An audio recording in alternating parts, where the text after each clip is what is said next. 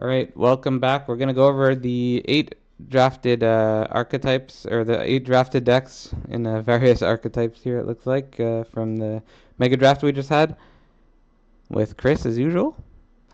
I'm Thomas back. C. We're ready to do it. Let's go. Thomas C. We kind of were there for it. Not much else to comment on. These are the rares he ended up with: Three Strider, Lookout, Eudora, Soul of Emancipation. Selesny, not exactly go wide, not exactly 1-1 counters, just like a bunch of stuff going on, kind of. Yeah, not a lot of interaction, not a lot of card advantage. So I think he's gonna be having to play pretty tight. Straightforward Magic. Pick his spots. But that's what he did in the league, right? His deck was not a lot of bombs compared to a lot of other folks. Streamlined and certainly worked out for him in the main league. So I wouldn't put it past him. I think he's got a good shot here. Yeah, I like getting on board early here. A couple of core halberds, a couple backup agents might make it hard to block his guys and get some damage in. Ended up with a couple of crowd wardens too. And we can see the different color pairs here. I'll go clockwise, ending next with Evan, who looks to be in also white, but blue this time. So is Aureus. They're typically known for flyers. What has he got around here? Let's look at the rares first. Got a Fairy Mastermind, Fibblethip, Undercover Operative to copy something, and a Obscura Interceptor. Also got, just a couple Jaces. This card, Twin Jace is going. this card sometimes gets risky if you're trying to mill yourself. We'll see how he makes it work. Yeah, we'll Uh, wait to see the final build here, but he could be pretty strongly blue and just splashing a couple of these white cards and obviously to be able to cast these gold cards. Um, as far as non-creatures, we have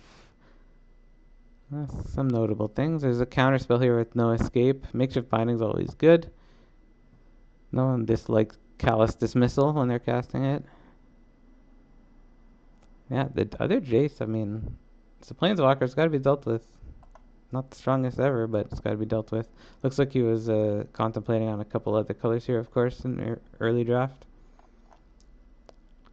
Yeah, yeah, I mean if we get a point where we get to see two Jaces on the battlefield, I think that's going to be pretty fun. So we'll see what he puts together here. doesn't break the legend rule. Yeah, pretty strong it looks like. Let's head over to Richard. He's usually in this exact position here, but he's going with Gruul, which we mentioned has performed in past mega drafts. You see his, I'll sort it by rares here. What has he picked up? Generous Plunderer, which we saw Thomas's pack one, pick one. Past, Yeah, so that made it 3 seats, 2 seats away.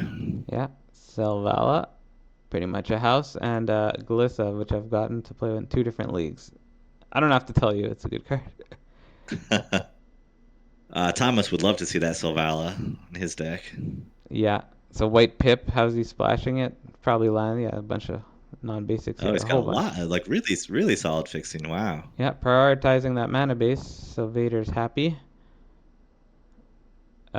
Two Invasion of Mercadia, quite a strong card, especially when you flip it. Even just really good. We're gonna Mhm. look at the mana curve right here. Two drops, two drops, two drops. That seems like safe for the early game with that many two That drops. looks pretty good. And that Savage Smash, unless there's others, that went around the pack in that first. That was like a pick. I think Thomas saw it. He could have taken it 12th or something. So I wonder if that was like the last pick that Richard got. Yep, there's a good amount It's of a card pretty strong draw. card. Probably five or so interaction cards here in the early game. A couple later ones. All right, yeah, it seems solid.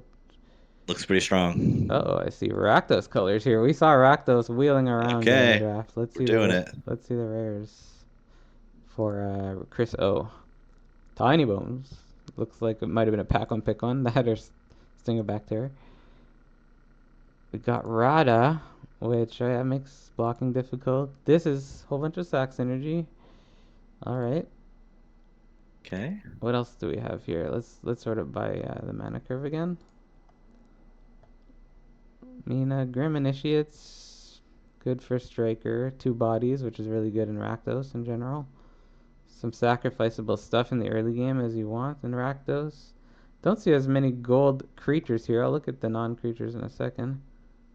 We saw more gold cards coming around that he didn't pick up. Maybe someone else is in Rakdos. It's got a few. Yeah, could be. Uh, Yes. What interaction does he have? It's Rakdos is always interesting.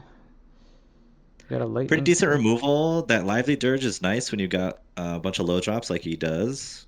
Um, that Only late skullduggery we talked about in the first pack. Yeah, I would point out the difference in non-basics here. Only one geothermal log. If we looked at Richards, who was next to him in the draft, seems like one of them was taking them a bit higher than the other. We got Stingerback Terror. Yeah. All right. It's nothing too surprising. Nothing. Not as many gold cards as I thought. Why doesn't it show what Wisma is? It doesn't know. he's got no Oh, cards in his main deck. he didn't build his main deck, so we're gonna have to. Oh, forgive me if I don't know how to do this, but layout. We can do it here. Pelucranos. We have another Eudora in the draft. Interesting.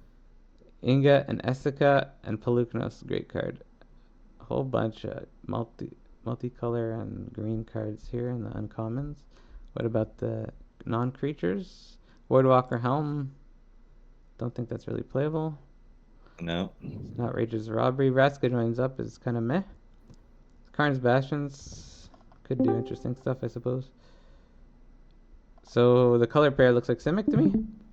I think it's going to be Simic. Yeah, I'm trying to look at these black cards if he's splashing for removal or maybe, but no, I don't. Doesn't quite seem like it. Let's change it back to the curve here. Just looks like green, and green is supporting everything else in a way. Um, blue cards are definitely going to be the second most it seems, but just green creatures early. I don't know. I'm interested to see what he does with this outrageous robbery. Might just be like does he have? Doesn't have too many non-basics either. No. We'll see. Because he has zero 2-drop blue cards creatures. That's what I'm looking at. Like, is that's your Simic deck? What's going on? So it might be green black. Yeah. It might just be green black. A lot of blue cards. Yeah, with an outrageous robbery, that's probably the plan. Nicholas is decent too. All right. Okay. Chris D. Demir, we did see the Enter the God Eternals. Wouldn't be surprised if it ends up here. Let's see. We have an Aven Heartstabber, a Lazav. That Lazav we saw early in the draft. Second pack. And Archpriest of Shadows it's great. It could just end Yeah. games. Got a new Oko. Uh-oh. Oh, it's the new one. New Oko. Drag to the bottom. First sweeper we're seeing. It's huge. What is this Simic card? Doppelgang. That's huge. Doppelgang is a beating. Notably, we don't see Enter the God Eternal. Someone hate drafted it, I suppose. Maybe, or they're splashing it. Let's lay it out by CMC. 2 drops. 2 drops for the defense early game. We got 3 drops. What notable 3 drops do you see? Got Yeah. Nothing Training super. Champion. There's a champion in its set. Spellkeeper weird. Could be interesting with some of these things. We got the other Lazavs, so we got dueling Lazavs. A lot to take in here. Tribute to Urborg. Good for his color pair, of course. Thorin's Thirst.